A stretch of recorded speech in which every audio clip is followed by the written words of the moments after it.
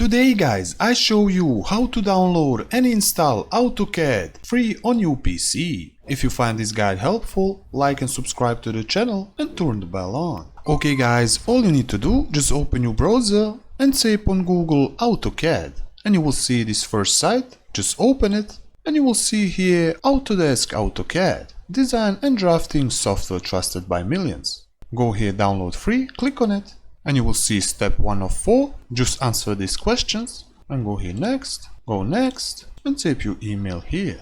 After you do this like me, go here continue and make fast account here like me. After you put all info about you, go here I agree and go complete to submit. Just final step, enter code from your SMS and go here verify.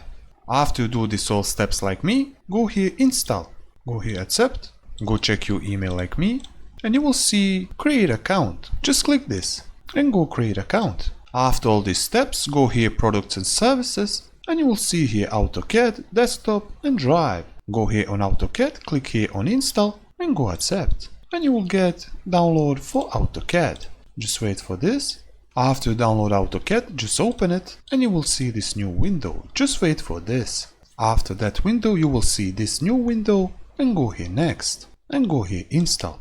Just wait for installing AutoCAD.